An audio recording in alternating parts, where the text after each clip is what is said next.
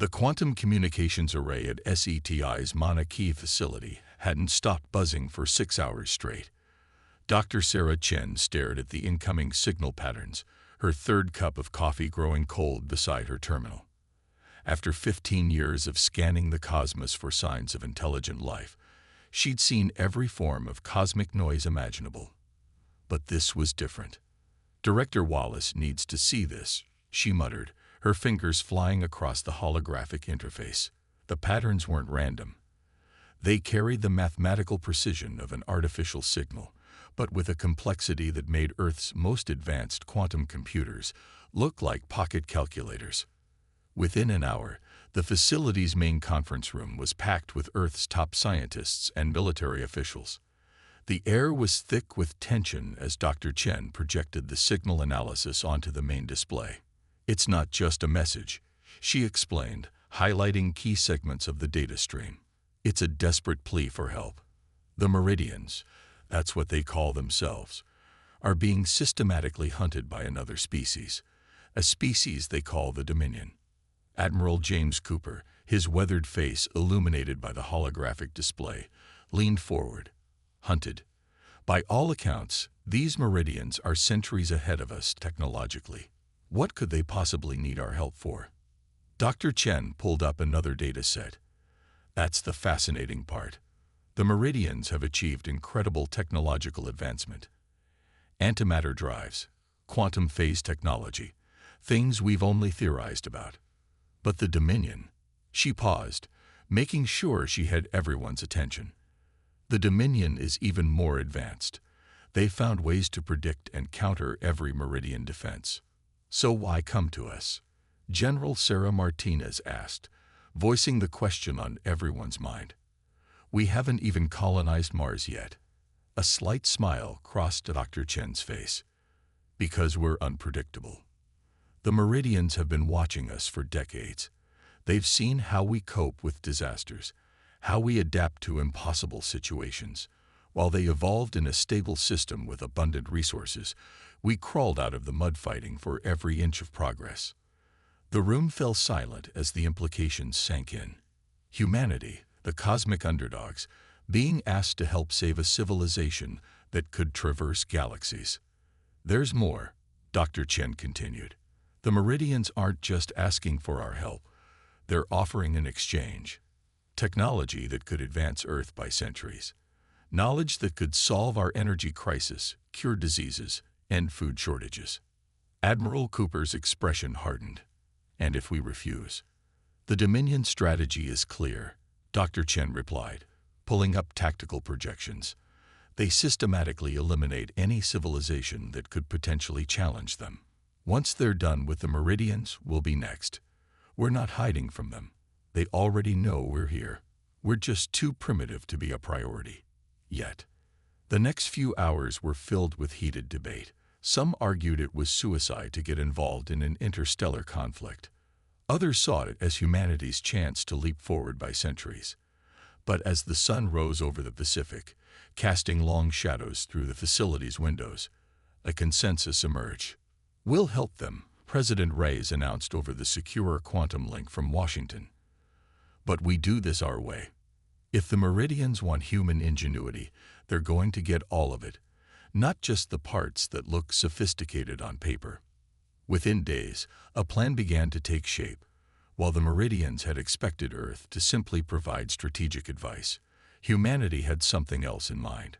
Dr. Chen worked with military strategists to compile humanity's history of asymmetric warfare, guerrilla tactics, and unconventional solutions. The Meridians had perfected the art of ship-to-ship combat in open space, but they had never considered fighting from hidden bases in asteroid fields, using electromagnetic pulses to disable rather than destroy, or turning their enemies' predictive algorithms against them. The first Meridian ship arrived in Earth orbit 3 weeks later. It was beautiful, a crystalline structure that seemed to bend light around it. But what caught everyone's attention was the fear in the Meridian ambassadors' eyes when they made first contact. These beings, with all their advanced technology, were genuinely terrified. As Dr. Chen led the first human delegation aboard the Meridian vessel, She couldn't help but smile at the contrast. The aliens, with their bioluminescent skin and floating environmental suits, stared in confusion at the simple tablet computers and mechanical tools the humans brought with them. "Your species is truly remarkable," the Meridian ambassador, who called himself First Light, observed. "You still used physical interfaces and manual controls, yet you've achieved things that took us millennia." "We had to," Dr. Chen replied, thinking of humanity's long climb from the savannah to the stars. "Evolution didn't give us a choice. Every step forward was a fight for survival." As the human delegation settled into their quarters aboard the Meridian ship, preparing for the journey to the front lines of an interstellar war, Dr. Chen found herself staring out at the Earth through a quantum glass viewport, their beautiful, brutal cradle of a planet, where every species had to adapt or die, had prepared humanity for this moment without anyone realizing it. The Dominion thought they were the galaxy's apex predator. They were about to learn that sometimes the most dangerous creatures are the ones that had to fight for every meal, every breath, every step forward. Humanity was going to war among the stars, and they were bringing every dirty trick, desperate solution, and hard-learned lesson from their violent climb to civilization with them. The game was about to change, and the galaxy would never be the same. The Meridian warship's tactical room was unlike anything humans had ever seen. Three-dimensional holograms showed real-time movements of Dominion fleet positions across multiple star systems. Admiral Cooper stood in the center, his rough hands clasped behind his back, studying the intricate dance of light that represented thousands of ships locked in an interstellar chess game. "Your combat algorithms are perfect," he said to First Light, who hovered nearby. And that's exactly the problem. The Meridian's bioluminescent patterns shifted in confusion. "I don't understand. Our battle computers can calculate millions of scenarios per second. They account for every variable, every possible movement." Cooper walked through the hologram, his figure distorting the light patterns. "Tell me, First Light, have you ever heard of the Battle of Thermopylae, or the Vietnamese tunnel systems? What about the Greek fire that protected Constantinople? These are events from your history. These are examples of how a technologically inferior force can defeat a superior one." Cooper gestured to Lieutenant Maya Rodriguez, who activated her tablet. Simple 2D images of historical battles and guerrilla warfare tactics appeared alongside the sophisticated Meridian holograms. "Your civilization evolved in peace. You developed technology to solve problems. We developed technology because we were trying to kill each other more efficiently." The tactical room filled with Earth's top military strategists and Meridian war coordinators. Dr. Chen watched from the corner as Cooper laid out humanity's unconventional plan. "The Dominion predicts your moves because you fight exactly as your technology dictates you should," Cooper continued. "You engage at optimal ranges. You follow tactical protocols. You make perfect decisions. But war isn't perfect. War is chaos." The next several hours were spent explaining concepts that seemed primitive to the Meridians, but had shaped Earth's military history. Guerrilla warfare, asymmetric combat, psychological operations, the art of making the enemy fight on your terms rather than theirs. "We're not going to try to match the Dominion's technology," Cooper explained. "We're going to make their technology work against them." Dr. Chen stepped forward, pulling up data from Earth's quantum physics laboratories. "We've analyzed the Dominion's predictive algorithms. They're incredible, but they're based on rational actors making optimal decisions. We're going to show them what happens when they face an enemy that deliberately makes suboptimal choices." The first phase of preparation began immediately. Earth's best hackers worked with Meridian quantum engineers to create viruses that would infect Dominion targeting systems, not by being more sophisticated, but by being deliberately crude and unpredictable. Special Forces teams trained Meridian crews in the art of asymmetric space warfare, teaching them to use asteroid fields and solar radiation as cover instead of relying on energy shields. But the real breakthrough came from an unexpected source. Dr. Yuki Tanaka, a marine biologist, noticed something about the Dominion's battle formations. "They move like a school of fish," she explained during a strategy session. Perfect coordination, beautiful efficiency. But you know what hunts schools of fish? Dolphins. They create chaos, break up the formation, isolate their targets. This observation led to a complete revision of Meridian battle tactics. Instead of engaging in formation, ships would operate in small, autonomous groups. Rather than executing perfect attack patterns, they would create deliberate disorder in space combat. The Meridians struggled with these concepts at first. Their entire civilization was built on the idea of technological perfection. Teaching them to embrace chaos was like teaching fish to breathe air. But as the training progressed, something remarkable happened. They began to understand.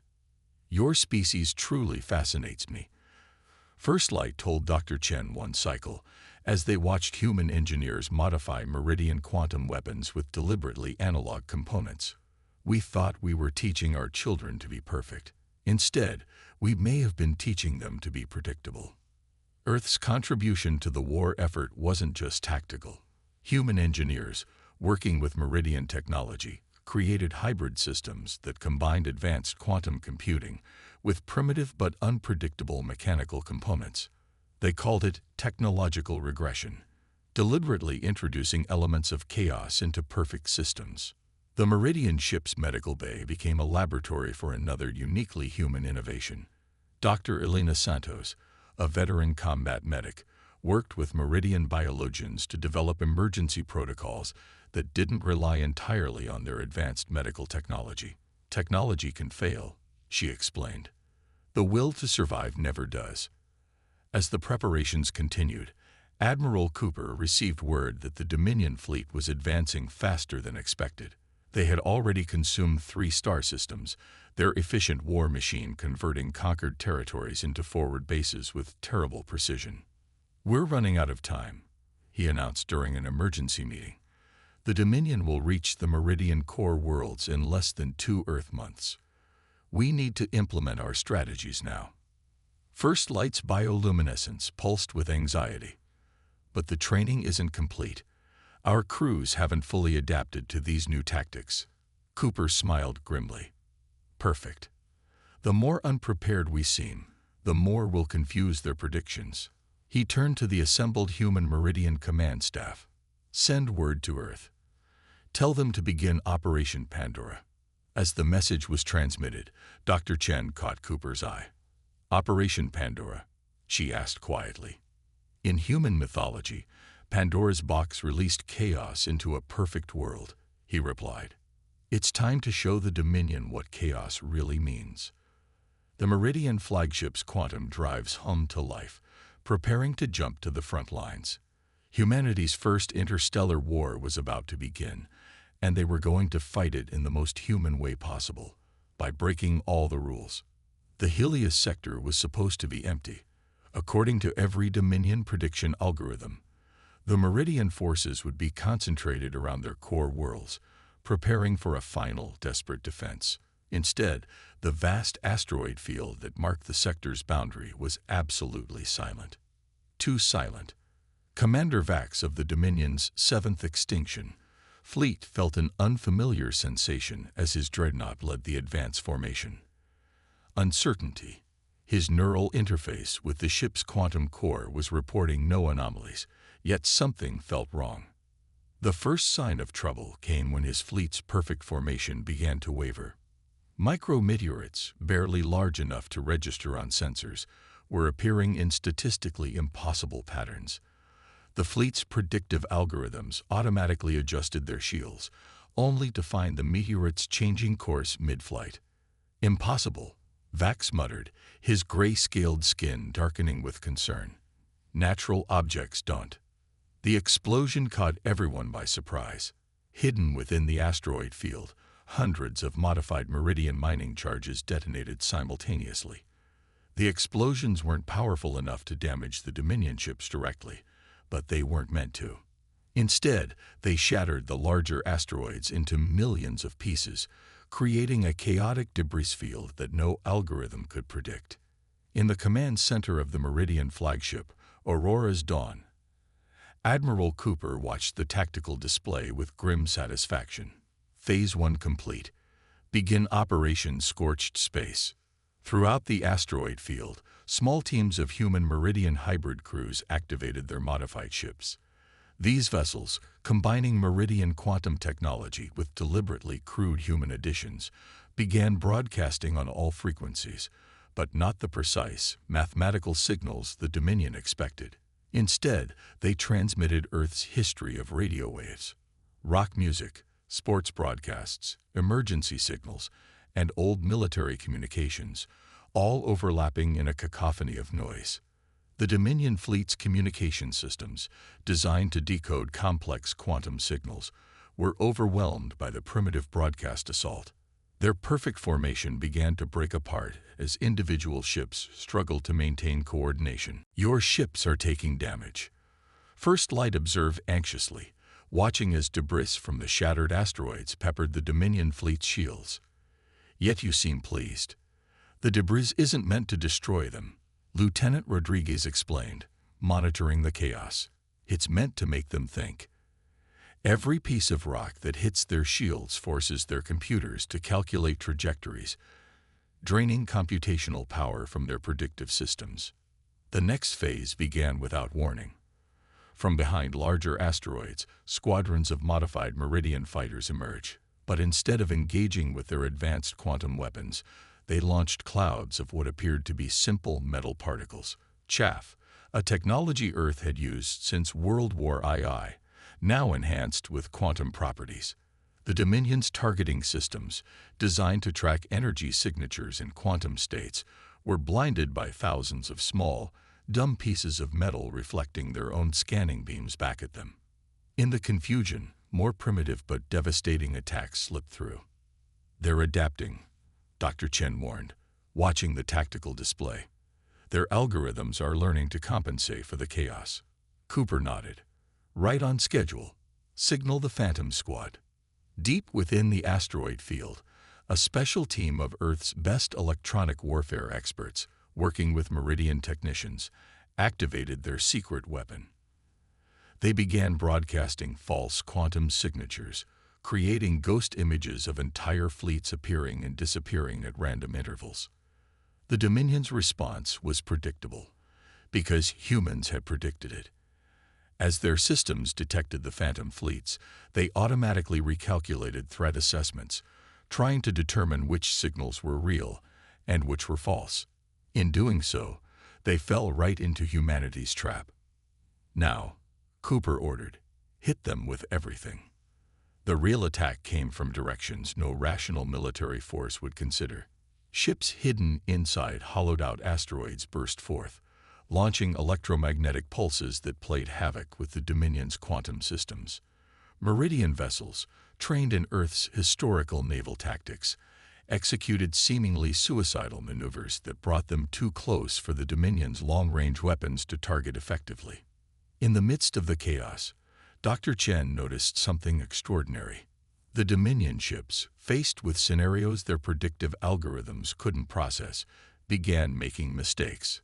Their perfect formation dissolved into individual units trying to respond to threats their computers insisted couldn't exist. "They're breaking," Cooper announced, his voice tight with controlled excitement. They've never faced an enemy that deliberately acts against their own tactical interests. Their entire combat doctrine is based on predicting rational decisions. The battle raged for hours, but it wasn't the kind of battle the Dominion had ever fought before. There were no elegant quantum duels between capital ships, no perfectly calculated torpedo spreads. Instead, it was a mess of electronic warfare, improvised weapons, and tactics that seemed to defy logic itself. First Light's bioluminescence pulsed with amazement as they watched the mighty Dominion fleet retreat, leaving behind damaged ships and shattered certainty. "How did you know?" they asked Cooper. "How did you know they would break?" "Because that's what happens when perfect systems meet imperfect enemies," Cooper replied, studying the aftermath displayed on the tactical screens. The Dominion built their entire military around predicting and countering perfect responses. "We showed them what happens when the enemy doesn't care about being perfect." As the human Meridian forces regrouped, preparing for the inevitable counterattack, Dr. Chen found herself recording a message to be sent back to Earth. "Today we proved something that humanity has always known," she wrote. "Sometimes the most sophisticated response isn't the best one. Sometimes you need to remember the simple solutions our ancestors discovered through necessity and desperation." The Helios sector had been saved, but this was just the beginning. The Dominion would adapt, learn, try to predict even the unpredictable. But humanity had shown the galaxy something new. That perfection could be defeated by embracing imperfection. That chaos could be a weapon more powerful than any quantum computer. The war was far from over, but its nature had changed forever. The galaxy was about to learn why humans had survived everything their harsh world had thrown at them, because they had learned to thrive in chaos itself. The victory in the Helios sector had bought them time, but not peace. The Dominion's response came 3 weeks later, and it was everything Admiral Cooper had feared. Their main fleet arrived not in perfect formation, but in scattered, unpredictable patterns. They had learned from their defeat, and now they were trying to use humanity's own tactics against them. "They're adapting," Dr. Chen observed from her station on the Aurora's dawn, watching the massive Dominion armada approach through quantum sensors. "Their ships are generating random signal patterns, using chaotic flight paths." Cooper allowed himself a grim smile. "Good. That means they're scared." The Dominion's new strategy was impressive but flawed. Their attempts at unpredictability were still being generated by quantum computers, chaos by algorithm. It was like watching a grandmaster trying to play chess badly on purpose. The movements might appear random, but they still followed hidden patterns. Lieutenant Rodriguez's team of human hackers had been waiting for this. "Their randomness has structure," she reported, her fingers dancing across her hybrid interface. "They're trying to speak our language, but they don't understand the grammar." The real surprise came when the Dominion ships launched their first attack. Instead of their usual quantum-guided weapons, they fired salvos of primitive missiles, clearly inspired by humanity's earlier tactics. The projectiles tumbled through space in erratic patterns, making them harder to track. "They're learning the wrong lessons," Cooper announced to the combined human Meridian fleet. "They think our strength comes from being unpredictable. They don't understand that our real advantage is knowing when to be unpredictable and when to be precise." The battle that followed would be studied in war colleges across the galaxy for centuries to come.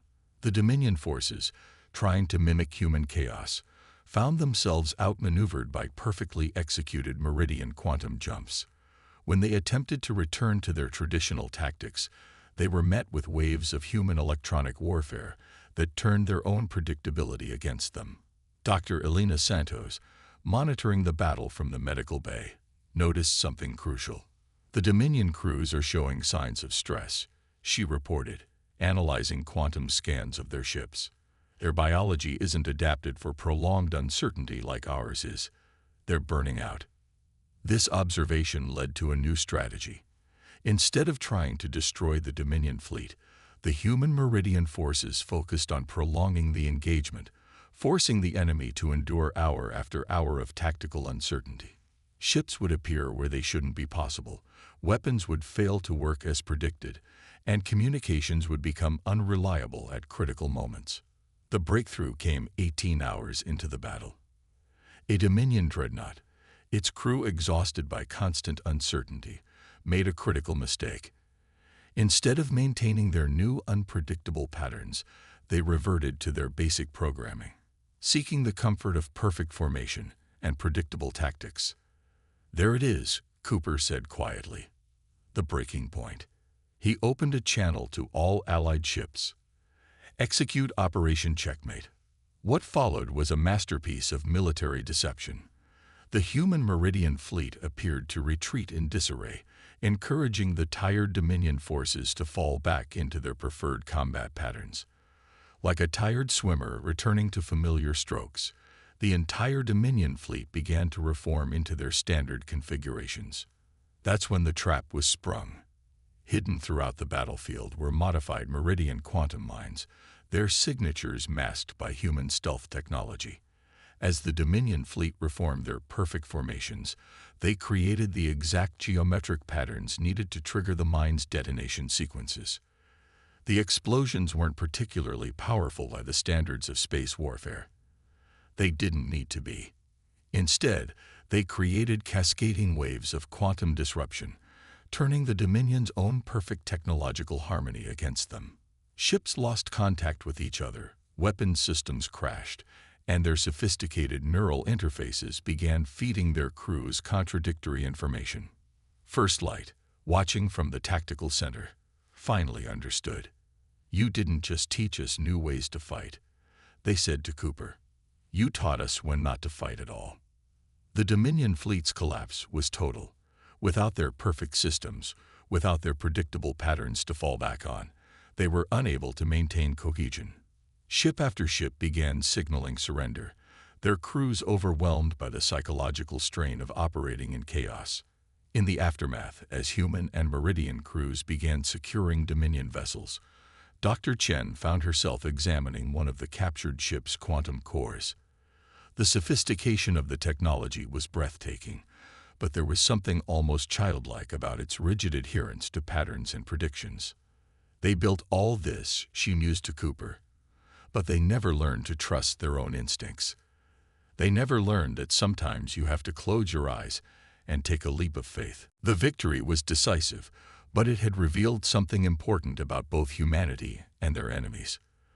The Dominion's greatest weakness wasn't their reliance on technology. It was their inability to understand that true adaptability couldn't be programmed.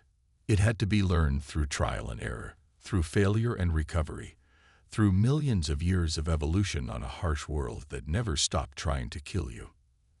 As the fleet regrouped and prepared to press their advantage, Cooper received a transmission from Earth. More volunteers were coming. Soldiers, hackers, engineers, and strategists, all bringing with them humanity's greatest weapon: the ability to look at perfect systems and ask, what if we tried something stupid instead? The war wasn't over, but its outcome was no longer in doubt. The galaxy was about to learn that sometimes the most primitive solution was the right one, and that chaos, properly wielded, could overcome any system, no matter how perfect it appeared to be. 5 years after the Battle of Broken Algorithms, as the conflict came to be known, Dr. Sarah Chen stood in the newly constructed Galactic Assembly on Meridian Prime. The chamber was filled with representatives from 100 species, including several former Dominion worlds that had broken away after their empire's collapse. But what caught her attention was the architecture itself, a perfect blend of Meridian quantum crystal and rough-hewn earth granite, elegant alien technology integrated with simple human materials. "It's a bit on the nose, isn't it?" Admiral Cooper asked, now sporting a few more gray hairs and wearing the formal uniform of the newly established Earth Defense Force. "The whole harmony of opposites design. Sometimes the obvious solution is the right one," Chen replied, smiling as she watched First Light glide into the chamber, their bioluminescence patterns now incorporating human-inspired random elements that had become fashionable among their people. The changes brought by the war went far beyond military doctrine. The Meridians, exposed to humanity's approach to problem-solving, had begun incorporating deliberate imperfections into their technology. They discovered that systems with built-in variants were often more resilient than those striving for perfection. The former Dominion worlds, freed from their obsession with predictability, were experiencing a renaissance of culture and innovation. Their artists, in particular, had embraced human concepts of controlled chaos, creating works that merged mathematical precision with deliberate randomness. The latest reports from the Reformation zones are encouraging. Lieutenant Rodriguez reported, now serving as Earth's primary liaison to the former Dominion territories. Their youngest generation is already showing signs of increased adaptability. They're learning to trust their instincts alongside their computers. But perhaps the most profound change had come to humanity itself. Access to advanced alien technology had accelerated Earth's development by centuries, but not in the way anyone had expected. Instead of simply adopting Meridian or Dominion technology wholesale, humans had become masters of technological integration, finding ways to combine advanced quantum systems with simple mechanical backups, creating hybrid solutions that were greater than the sum of their parts. Dr. Elena Santos, speaking at a medical conference that drew attendees from across the galaxy, summed it up best. The future isn't about choosing between advanced technology and primitive solutions.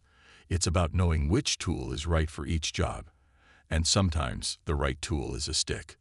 The Galactic Assembly session began with a debate that would have been unthinkable before the war. A young species, barely achieving spaceflight, was petitioning for membership. By all traditional metrics, they were too primitive to qualify. But humanity's example had changed the conversation. Look at their history. First Light argued, their voice carrying across the chamber. They've survived 3 global catastrophes. They've adapted their civilization multiple times. They don't have quantum computing, but they've learned to thrive without it. Isn't that exactly what we need? Cooper leaned over to Chen. Did you ever think, when you first detected that signal, that we'd end up here, teaching the most advanced civilizations in the galaxy to appreciate being primitive? Chen watched as the assembly voted overwhelmingly to accept the new species. We didn't just teach them to appreciate primitive solutions, she said. We taught them that true advancement doesn't mean abandoning your roots. It means building upon them. The war had left other marks on the galaxy. The remnants of the Dominion fleet, those ships and crews that had survived the final battles, had been transformed into a cautionary tale. Their perfectly engineered worlds, once showcases of technological achievement, now served as museums, reminders of what happened when a civilization forgot that progress wasn't always linear. But it wasn't all serious transformation. Human culture, in all its chaotic glory, had spread across the galaxy like a wildfire. Meridian scientists found themselves addicted to Earth sports, fascinated by games where random chance played as much a role as skill. Former Dominion engineers discovered the joy of tinkering, of building things with their hands instead of letting quantum assemblers do all the work. We're receiving another signal, Rodriguez announced, checking her quantum pad. 3rd one this month. More civilizations are starting to reach out, now that they know there's room in the galaxy for different approaches to progress. Cooper nodded. And they're reaching out to us, the primitives who helped save the most advanced civilization in known space. There's a lesson in that. The assembly session concluded with a ceremony that had become tradition. Representatives from Earth, Meridian, and the reformed Dominion worlds gathered to plant a tree. A simple oak sapling from Earth. Around it, Meridian quantum crystals would be planted, creating a hybrid ecosystem that was neither purely natural nor purely engineered. Life finds a way, Chen said, quoting an old Earth movie as she watched the planting. Not always the perfect way, not always the most advanced way, but it finds a way. As the various representatives mingled after the ceremony, sharing stories and ideas across the boundaries of technology and culture, Chen reflected on how far they'd all come. Humanity had reached the stars expecting to be the students, learning from advanced civilizations. Instead, they had become teachers, showing the galaxy that true resilience came not from achieving perfection, but from embracing imperfection. The future stretched out before them, full of possibilities that neither pure technology nor pure instinct could have achieved alone. Humanity had given the galaxy chaos, and the galaxy had learned to dance with it. First Light approached Chen with a familiar pulse pattern in their bioluminescence, what she had come to recognize as their equivalent of a smile. We're detecting unusual quantum fluctuations in the Carina sector, they said. By all our advanced calculations, we should ignore them as random noise. Chen grinned. But your instincts tell you otherwise. Indeed. Would Earth be interested in a joint expedition to investigate? We thought perhaps we could use one of your retrofitted ships, the ones with both quantum sensors and old-fashioned radar. Wouldn't miss it for the world, Chen replied, already imagining what new adventures awaited them. After all, the greatest discoveries often came not from following the perfect path, but from being willing to wander off it entirely. The galaxy had learned its lesson. Progress wasn't about replacing the old with the new. It was about finding the strength in both. And humanity, the upstart primitive species that had taught advanced civilizations how to embrace chaos, was just getting started.